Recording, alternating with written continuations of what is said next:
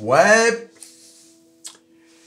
si vous aviez investi 10 000 euros sur Nvidia il y a 10 ans, 10 000 euros, c'est pas une somme, comment dire, inimaginable. Hein.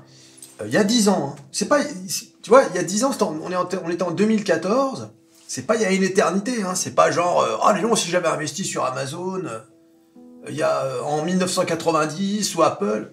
Non, non, non, il y a 10 ans. 10 000 euros. Hein. Vous auriez aujourd'hui 1 750 000 euros. Oui, vous avez bien entendu. 1 750 000 euros.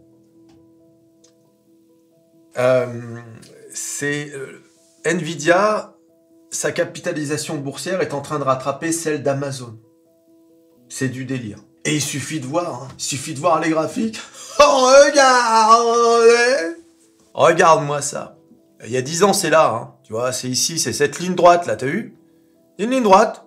Ah là, 5 euros, 5 dollars à peu près, ça doit varier, hein, entre 5 et 2, 3, 4, 5, 10 000 balles. Donc là, on a, tu vois, pendant 10 ans, et puis les cartes graphiques Nvidia, on connaît, quoi. Ça fait combien de temps qu'on a des cartes graphiques Nvidia? Ça fait plus de 10 ans, donc c'est pas comme si c'était une entreprise qu'on connaissait pas, tu vois. C'est vraiment Nvidia, on connaît. Regardez Nvidia au moment du Covid, 46 dollars.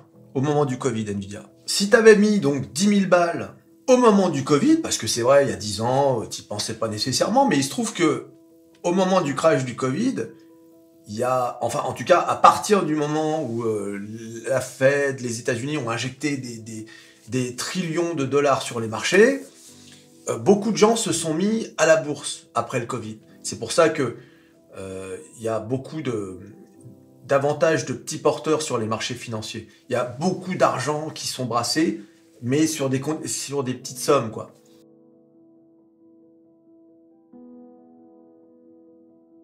Donc ça, c'est un phénomène qui est nouveau. Hein. Vous êtes, à partir du Covid, vous êtes à 1300%. 1300%. Ce qui veut dire que là encore, si vous aviez investi 10 000 euros au moment du crash du Covid, sur Nvidia, aujourd'hui, vous avez plus de 130 000 euros. Mais bon, on va se dire, on avait autre chose à penser. Essayons de voir maintenant de façon réaliste, lorsque Nvidia, après la crise de 2022, est tombé jusqu'à 109 euros. 534%. Donc là, si vous aviez mis 10 000 balles sur Nvidia au plus bas de 2022, bien sûr, personne ne peut timer le marché, mais t'as compris que c'était un petit jeu sympa qu'on était en train de faire. Aujourd'hui, vous aviez plus de 50 000 euros. Et quand j'ai fait cette vidéo, regardez, pourquoi j'ai investi dans Nvidia, le moteur de l'intelligence artificielle, vidéo publiée le 12 avril 2023. Le 12 avril 2023, c'est ici. Donc là, 160%. Donc là encore, alors là maintenant on est dans des pourcentages beaucoup moins séduisants que, que lorsque on a investi il y a 10 ans. À 160%. Donc là, si tu as investi 10 000 euros, tu as 26 000 euros. Donc tout ça pour dire quoi? Bah pour dire qu'avec le prix de l'action de Nvidia aujourd'hui, quel que soit l'endroit où tu as mis de l'oseille, eh bien, tu es en profit. Maintenant, la question c'est... faut-il investir sur Nvidia? Quand tu regardes cette montée de fou, on est monté en l'espace d'un mois, Nvidia a pris 40%. Après avoir pris en un peu plus d'un an, 335%. Et forcément, on ne peut pas s'empêcher de penser à une autre action qui a pris beaucoup en l'espace de 2 ans, c'est bien sûr Tesla. Si tu regardes Tesla, après le Covid, donc c'est-à-dire mars 2020. Tesla, en l'espace d'environ un peu moins de 2 ans, Tesla a pris 1600%. Quand on est arrivé ici, on est déjà à 500%. Du plus bas du Covid, je veux dire. C'est-à-dire l'équivalent d'Nvidia par rapport à son plus bas de 2022. Hein. Regarde. On est à 500%. Beaucoup de gens... Bon, là, on a rangé quand même. Hein. On a rangé pas mal. Beaucoup de gens, à ce niveau-là, se sont dit attends, là, c'est monté trop haut, rentrer sur un Tesla, attends, c'est risqué quand même. Et effectivement, la chute, là, aurait pu leur donner raison. Mais au final, on a rangé. Et derrière, regardez, c'est incroyable.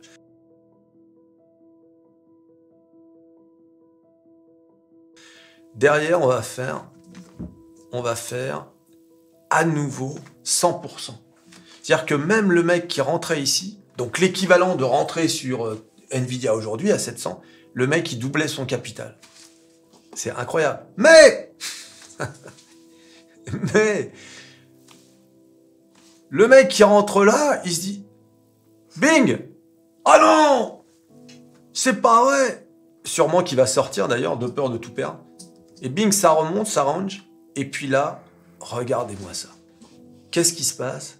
Eh bien, Nvidia va reprendre 100%. Mais même le type qui est rentré là, c'est-à-dire au plus haut de cette avancée majestueuse, même le type qui est rentré là, il fait 40% au plus haut de Nvidia. Et qu'il arrive encore à faire de l'ose... pardon, Tesla. On est sur Tesla. Donc, quand il y a de la hype, ça peut aller très très loin. Forcément, il y a des pauses. Regarde, dans la hype sur Tesla, tu as une pause ici. Tu as une grosse pause ici. Et ensuite, tu as la chute de 2022. À noter que Tesla, depuis, n'est pas parvenu à revenir à ce niveau-là. Au contraire, on est, vous avez vu, on est sur cette tendance baissière. Sur Tesla, on est dans cette tendance baissière qui est clairement dessinée. Hein. Alors comme je vous l'ai dit, Tesla, c'est un truc sur le long terme. Hein. T'y crois pas. C'est l'un des titres les plus tradés. Hein. Les plus donc spéculatifs, faut faire attention avec Tesla.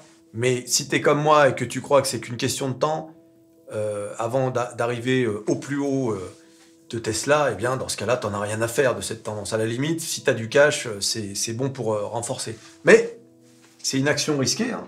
Tesla, faut faire attention. Donc pourquoi je fais le parallèle avec Nvidia? C'est pour vous dire que si on regarde cette courbe, eh bien, tu peux très bien avoir une petite pause comme ça, etc. Et avoir à nouveau une montée fulgurante jusqu'à, par exemple, 1000 $. 1000 $, c'est ici. D'accord? Et même au-delà, si... Et c'est ça, en fait, la condition qui ferait que Nvidia peut monter jusqu'au ciel quasiment indéfiniment. Si et seulement si, comme on dit en mathématiques, les concurrents n'arrivent pas à rattraper Nvidia. En fait, si Nvidia cartonne comme ça, c'est parce que c'est le moteur de l'intelligence artificielle aujourd'hui. Meta va acheter ses processeurs, ChatGPT, Microsoft, etc. Mais imaginez une situation où demain, AMD, qui a déjà présenté son modèle, eh bien, commence à devenir très intéressant. Tu ne pourras pas pomper comme ça, éternellement. C'est impossible. Et attention, il y a une autre marque, qui fait partie de mon portefeuille d'ailleurs, qui a du mal, mais qui peut aussi s'en sortir. C'est Intel. Là encore, on imagine que chez Intel, ils sont pas en train de se tourner les pouces. Les mecs, ils doivent travailler comme des malades pour rattraper leur retard. Apple, je rappelle qu'Apple fait ses propres processeurs. Et donc, on imagine là encore qu'Apple, pour son intelligence artificielle, va faire marcher ses processeurs M2, M3, etc. Il y aura peut-être M5 AI, va savoir. Peu importe. Il y a... et puis, il y a d'autres entreprises de microprocesseurs. Hein, je ne sais pas si vous avez vu ARM, qui aujourd'hui a publié des prévisions de résultats prometteurs. Alors, il suffit d'aller pour savoir, sur le plus grand site de bourse et de finance. C'est pas moi qui le dis, hein. C'est pas moi qui le dis, c'est François Bayrou.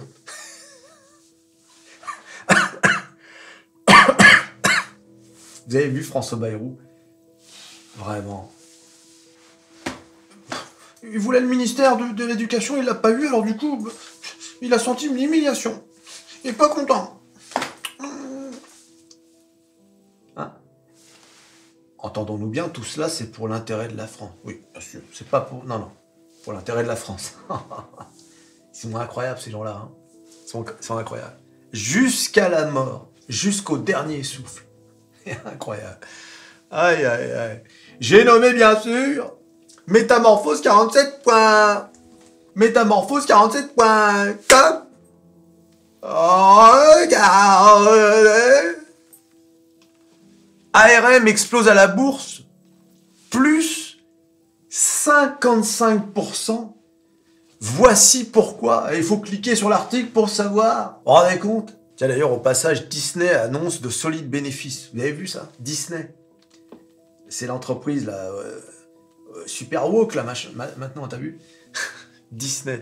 Et Palantir, en forte hausse grâce à une forte demande en IA. Je vous l'ai dit. IA, IA, IA. Tu cries ça, allez hop, plus 15%, plus 20%, plus 55%. Vous vous rendez compte?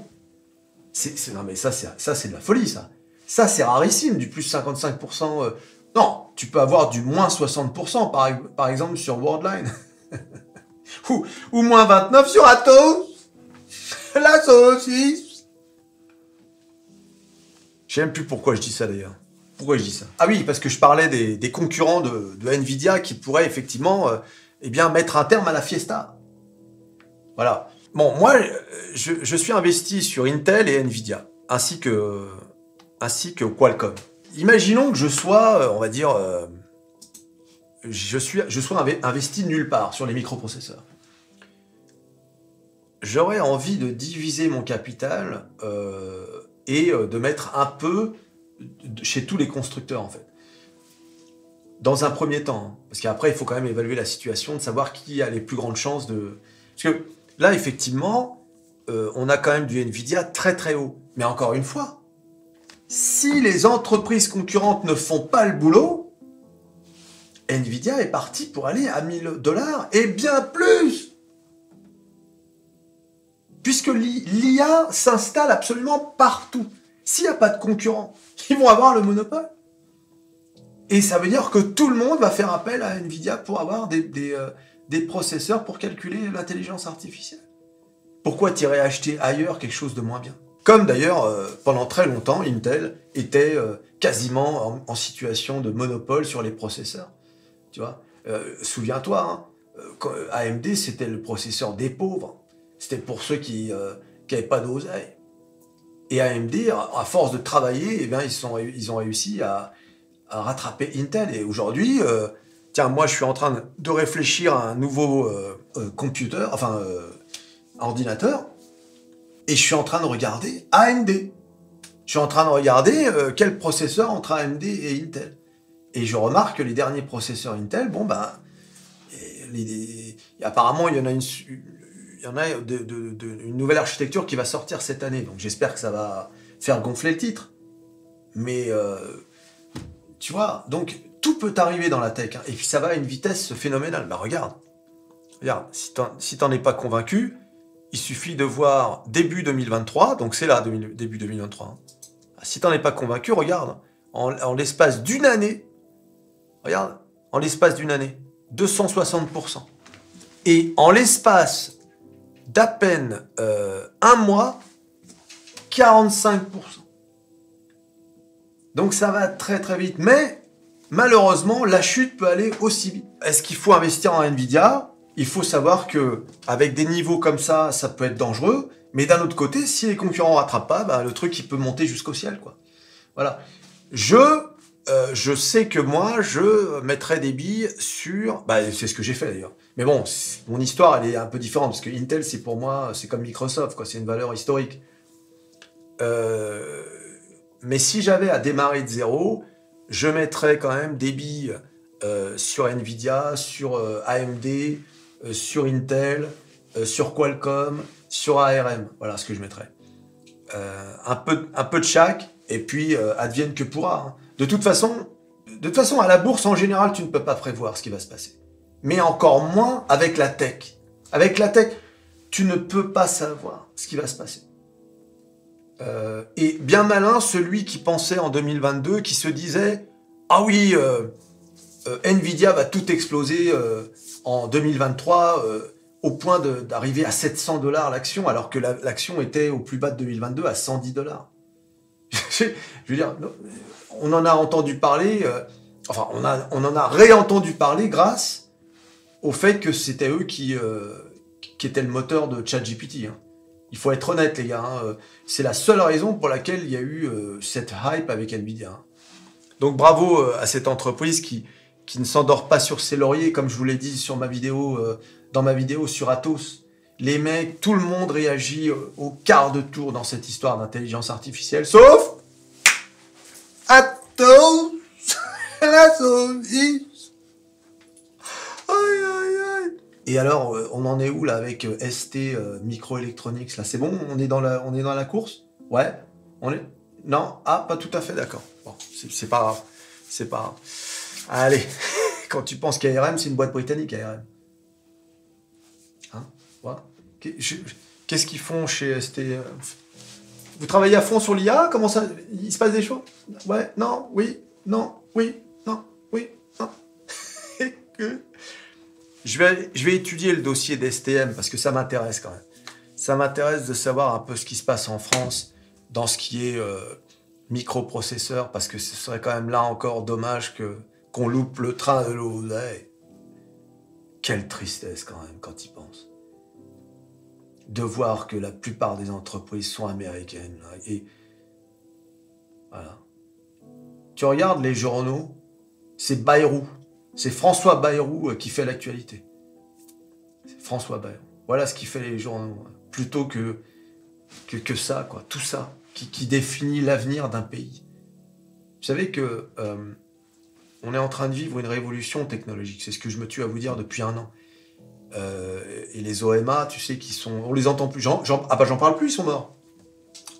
Ils sont morts. Bah, vous aviez vu mon tweet d'hier, avec le S&P 500 à 5000 points.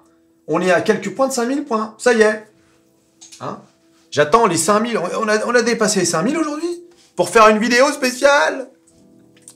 On en est où avec le S&P 500? Alors, je pense qu'on n'a pas... Voilà, c'est ça, donc... Voilà, on est arrivé, tenez-vous bien, alors ça c'est les algorithmes. 4999,89. Et... Oh, les cons! Regardez! Attends un peu. Regarde! Le S&P 500, la star des stars. Regarde-moi ça comme c'est beau quand même.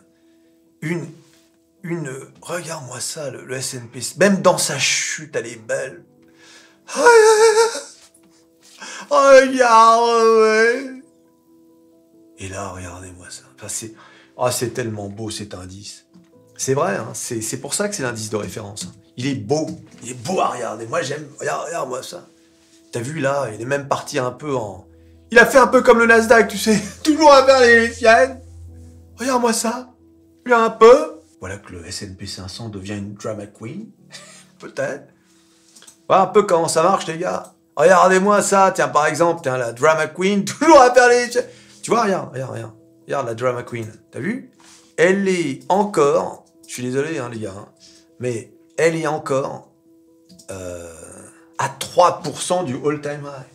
Vous savez pourquoi, hein, je vous ai déjà expliqué 1000 fois. Parce qu'il y a des saucisses dans le Nasdaq. Beaucoup de saucisses qui n'arrivent pas. Parce que, tu sais, effectivement, le marché, tu as vu, hein, ça explose de partout, hein, le CAC 40, etc. Mais n'oubliez pas qu'en réalité, il y a eu un crash boursier sans précédent, dont on ne parle jamais parce qu'on préfère parler de ce qui va bien. Mais n'oubliez jamais qu'en 2022, il y a eu un crash boursier qu'on n'avait jamais vu dans l'histoire de la bourse, avec des moins 90%, des moins 95%, et pas seulement en France avec les Orpea, les Atos, les casinos, etc. Je te parle de saucisses américaines. Des saucisses dans le monde entier. Et ça, pour que le Nasdaq déjà soit à ce niveau-là, c'est grâce aux 7 fantastiques. Eh oui, mais... Donc tu vois un peu comment ça marche. Je t'avais dit, hein, pour que le Nasdaq rejoigne le all-time high, il faudrait soit que les saucisses reprennent un peu de... Mais malheureusement, il n'y a pas eu le pivot. Parce que pour que certaines de ces saucisses reprennent, il faut le pivot. Ces saucisses ont besoin d'argent pas cher. Soit les 7 fantastiques explosent. Bah, c'est ce qui est en train de se passer. On a du Microsoft qui a dépassé 410 $. Voyons les valeurs. Et ben, regardez. Alors moi ça, le Dow Jones qui a 38 600, le Nasdaq à 15 800. Regarde les valeurs. Même Tesla est dans le vert. Contre Apple, Apple a du mal. Hein. Apple a du mal. Hein. Microsoft, regardez, 413, presque bientôt les 400. 400 seulement. Apple au live. Google, pas bon, hein. 147 seulement. T'es à 90. Voilà. Et Meta qui est à 470, vous vous rendez compte? Et Nvidia qui trouve le moyen d'être dans le vert.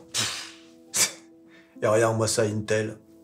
Quelle honte. Tu vois, un peu. Bah, c'est pour ça que les gens vont sur Nvidia. Hein. Faut pas rêver. Hein. Voilà, je voulais dire un truc sur les valeurs, mais je crois que j'ai oublié. Ça m'est sorti de l'esprit, mais peu importe. Hein. De toute façon, on n'en a rien à faire, on fait ce qu'on veut ici. Et oui, les amis. Alors, bien évidemment, les OMA, oui, regardez les marchés, c'est n'importe quoi, ça monte au ciel, nanana, tout va s'effondrer. Bon, bah, c'est comme d'habitude. Hein. C'est comme d'habitude. Bon, bah, on connaît la chanson.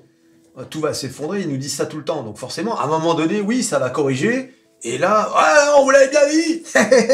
Tu vois, vont sortir leur bec, tu sais, du puits de goudron, là, le goudron qui dégouline. On vous l'avait bien dit. Eh, rendors-toi, t'inquiète. T'inquiète, de toute façon, même avec un marché à moins 30%, on est encore en plus-value. Avec tout le oseille. Tu t'abonnes, tu likes, tu partages, tu cliques, cliques sur à peu près tout ce qui fait cliquer. Nvidia, les concurrents Nvidia. Et on se rejoint à la prochaine vidéo. Allez, salut.